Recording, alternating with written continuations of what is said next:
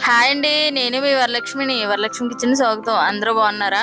అందరూ బాగోవాలి, అందులో మేము ఉండాలని మనస్ఫూర్తిగా దేవుని కోరుకుంటున్నానండి.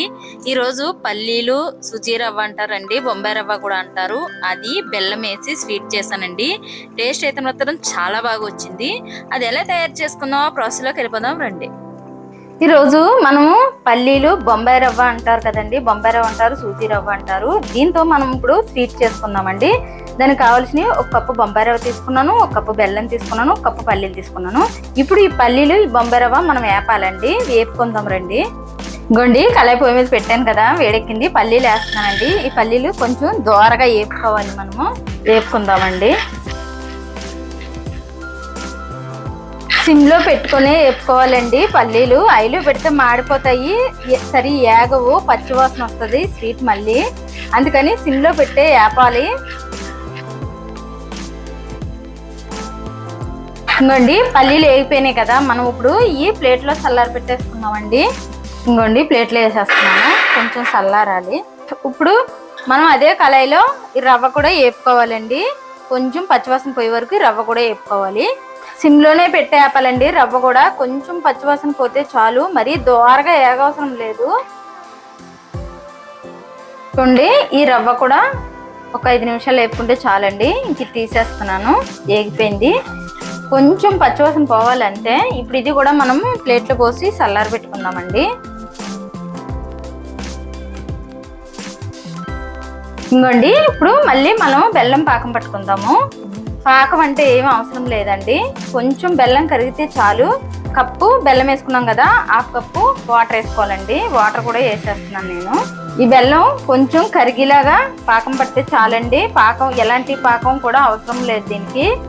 ఇంకోండి ఈ బెల్లం పాకం వచ్చే లోపల మనం పల్లీలు వేసి చల్లారి పెట్టుకున్నాం కదండి, అవి పొడి కొట్టుకుందాం అండి, మిక్సీకి వేసుకుందాం. ఇంకోండి ఇప్పుడు మిక్సీ పట్టేసుకుందాం, ఈ పల్లీలు పొడి కొట్టుకుందాం. ఇంకోండి బెల్లం అంతా కరిగిపోయింది కదా, ఇప్పుడు ఇది మనం కొంచెం వడపోసుకుందామండి. ఏమన్నా నలకలు అయి ఉంటే పోతాయి. వడపోస్తున్నాను నేను ఇప్పుడు.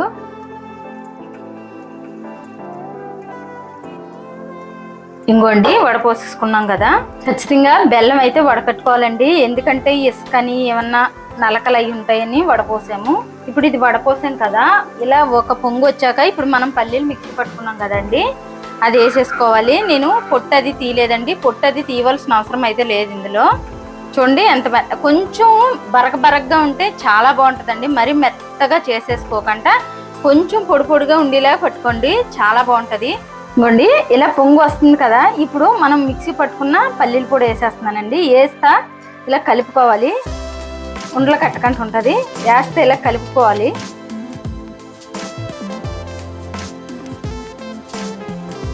మొత్తం ఉండలు లేకుండా కలపాలండి.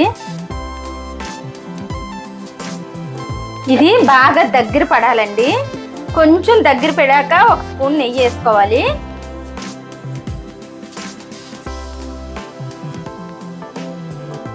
ఇలా దగ్గర పడ్డది కదా, ఇప్పుడు మనం ఒక స్పూన్ నెయ్యి వేసుకుందామండి. ఇంకోండి ఒక స్పూన్ నెయ్యి వేస్తున్నాను. నెయ్యి వేసుకొని కలిపేసుకుందాం. ఈ నెయ్యి వేసుకుంటే టేస్ట్ మాత్రం చాలా బాగుంటుందండి, జ్యూసీగా చాలా బాగుంటుంది. తింటుంటే మాత్రం ఇంకా తినాలనిపిస్తుంది. టేస్ట్ అయితే మాత్రం చాలా బాగుంటుంది. చూడండి నెయ్యి మొత్తం కలిసిపోయింది కదా, ఇంకొక నిమిషం ఉంచుకొని మనం ఇది ఆపేసుకుందామండి. ఇలా కలుపుతానే ఉండాలండి, కలపకంటే వదిలేసామంటే అడిగట్టేస్తుంది. ఇలా కలుపుతానే ఉండాలి. చూడండి కలిపి కొలిది గట్టిగా అయిపోతుంది కదా, ఇంకొక నిమిషం అన్నాను కదా, ఆపేసుకుందాం. ఇంకా ఆపేసుకొని చల్లారి పెట్టుకుందామండి. ఇంకోండి ఇది పక్కన పెట్టేసుకున్నాం కదా, ఇప్పుడు నేను ఇంకో కళాయి పెట్టుకొని ఇప్పుడు పాలు పోసుకుందామండి. నేను ఏ కప్పుతో రవ్వ తీసుకున్నానో అదే కప్పుతో 2 కప్పులు పాలు పోస్తున్నానండి. ఇంకోండి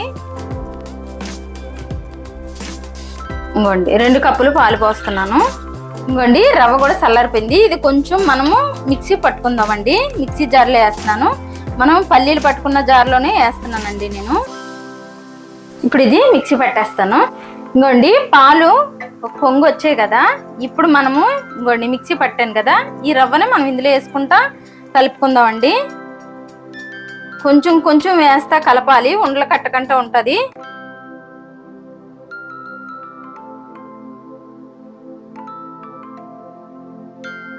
చూడండి మొత్తం ఇలా కలిపేసుకోవాలండి, ఉండలు లేకుండా కలపాలి. ఉండలు ఎక్కడ ఉండకూడదు. ఇప్పుడు ఇలా దగ్గర పడ్డది కదండి, ఇందులో మనము ఒక 2 స్పూన్లు నెయ్యి వేసుకుందాం. ఇంకోండి 2 స్పూన్లు వేసుకుందాం నెయ్యి. ఇంకోండి 2 స్పూన్లు నెయ్యి వేస్తున్నాను. ఈ నెయ్యి వేసి కలిపేసుకుందాం. కలిపేసి 1 నిమిషం ఉంచి స్టవ్ ఆపేవాళ్ళండి. ఆపేసి మనం ఇది కొంచెం చల్లారి పెట్టుకోవాలి. చూడండి మొత్తం కలిసిపోయింది కదా. ఇప్పుడు ఇది మనం కొంచెం చల్లారి పెట్టుకోవాలి. ఇంకా ఆపేస్తున్నానండి నేను స్టవ్.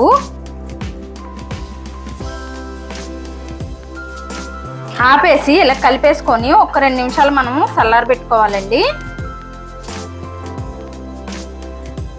చూడండి ఎంత బాగా కలిసిపోయిందో. ఇప్పుడు కొంచెం చల్లారాక ఇది మనము చేతితో బాగా మ్యాచ్ చేయాలండి. కొంచెం చల్లారాక చేద్దాం. ఇంకోండి చల్లారిపోయింది కదా. ఇలాగా మనం చపాతీ లాగా పిండి పిసుకున్నట్టు ఇలా పిసకాలండి. కొంచెం ఏమైనా ఉండలున్నా పోతాయి.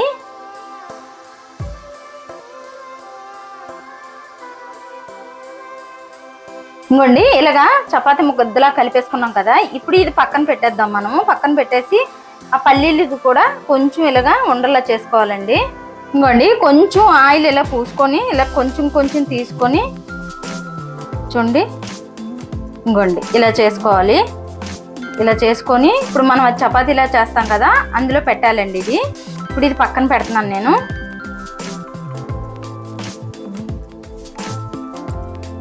ఇంకోండి ఇలాగా అన్నీ ఇలాగే చేసేసుకోవాలి మనం. ఇంకోండి ఇలాగా పీటకి కొంచెం నూనె అప్లై చేయాలి. కర్రకి కూడా నూనె ఇలాగ అప్లై చేసి మనం చపాతీలాగా రుద్దాలండి. పిండి అది వేయం కదా, అతుక్కుపోకుండా ఉంటుంది ఇలా చేస్తే. ఇప్పుడు మనం ఇలా చపాతీలా చేసుకోవాలండి. ఇది మరీ పల్చగా చేసేయకూడదు. చూడండి ఇలాగా. ఇప్పుడు ఇది చేసాం కదా ఇలాగా. ఇప్పుడు మనం ఇది ఒకటి ఇందులో పెట్టుకుందామండి. ఇందులో పెట్టుకొని ఇలాగా ఫోల్డ్ చేయాలండి. ఇలా ఫోల్డ్ చేసేవాలి. ఇలా ఫోల్డ్ చేసేసిన తర్వాత మనము ఇలాగా కప్పుతో మనకి ఏ సైజు కావాలో ఆ సైజు ఇలా తీసేసుకోవాలి. ఇంకోండి చూడండి మనం అన్నీ ఇలాగే చేసేసుకోవాలి. చూడండి గ్యాప్ అయితే ఎక్కడ ఏం కనపడలేదు. చూడండి గ్యాప్ అసలు రాదు. కొంచెం మందంగానే ఉండాలండి, మరి పల్చగా చేయకూడదు. ఇదండి పక్కన పెట్టేసుకున్నాం. ఇప్పుడు అవి రెడీ చేసుకున్నాం కదండి. మళ్ళీ 1 కప్పు బెల్లం తీసుకొని పాకం పట్టుకోవాలండి. నేను 1 కప్పు బెల్లానికి 1 కప్పు వాటర్ వేస్తున్నానండి, ఇది పాకం రావడానికి. ఇప్పుడు ఇది కలుపుకుందాం మనము. ఇంకోండి ఇది బెల్లం ఇలా పాకం వస్తుంది కదా, ఇటు కళాయి పెట్టానండి. అయితే అవి వేపుకుందాము. ఈ బెల్లం పాకం వచ్చే లోపల వేపుకుందాము. ఆయిల్ పోద్దాం పొయ్యి మీద. ఈ బెల్లం మొత్తం బాగా కరబెట్టేసుకోవాలండి. కొంచెం తీగ పాకంలోకి వస్తే చాలు. పాకం అయితే ఏం అవసరం ఉండదు అంతగా. గులాబ్ జామ్ పాకం కంట కొంచెం తిక్కుగా పట్టాలండి అంతే.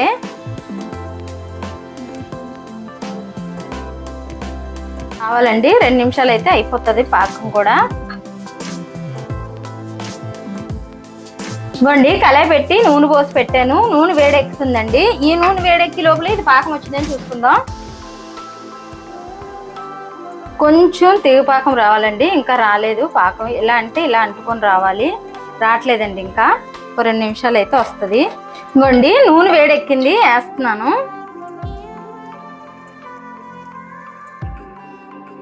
వేసి నెమ్మటే కదపకూడదండి, 1-2 నిమిషాలు ఉంచుకొని మనం కదుపుకుందాం. ఇంకోండి ఇప్పుడు మనము ఇటు నుంచి ఇటు టర్న్ చేసుకుందాం. చూడండి సిమ్లోనే పెట్టండి, ఆయిల్లో పెట్టకండి.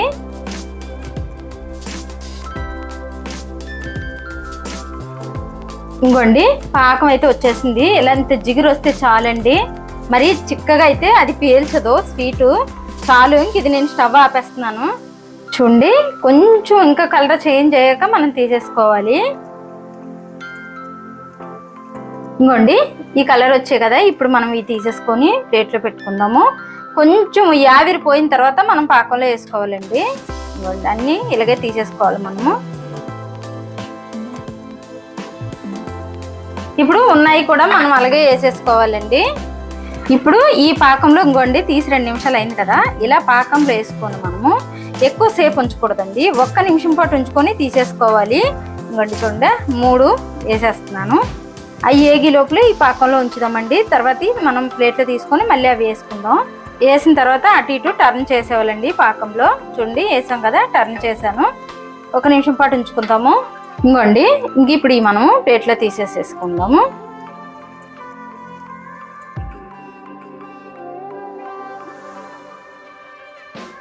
ఇంకోండి అన్నీ రెడీ అయిపోయినాయి కదా. చూడండి ఇరుస్తుంటే జ్యూసీగా ఎలా ఉందో. టేస్ట్ అయితే మాత్రం చాలా బాగుంటుందండి ఇలా చేసుకుంటే. నేనైతే బెల్లంతో చేశానండి, ఇది పంచదారతో కూడా చేసుకోవచ్చు. టేస్ట్ అయితే మాత్రం చాలా బాగుంటుంది.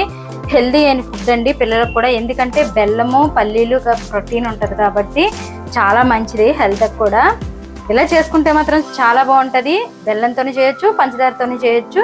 నచ్చితే లైక్ చేయండి, షేర్ చేయండి, కామెంట్ చేయండి, సబ్స్క్రైబ్ చేయండి. కాకపోతే ఒకసారి ట్రై చేయండి. టేస్ట్ అయితే మాత్రం ఎదిరిపోద్ది. చూడండి ఇలా పిండుతుంటేనే జ్యూసీగా ఎలా కారుతుందో చూడండి. టేస్ట్ అయితే మాత్రం చాలా బాగుంటుంది.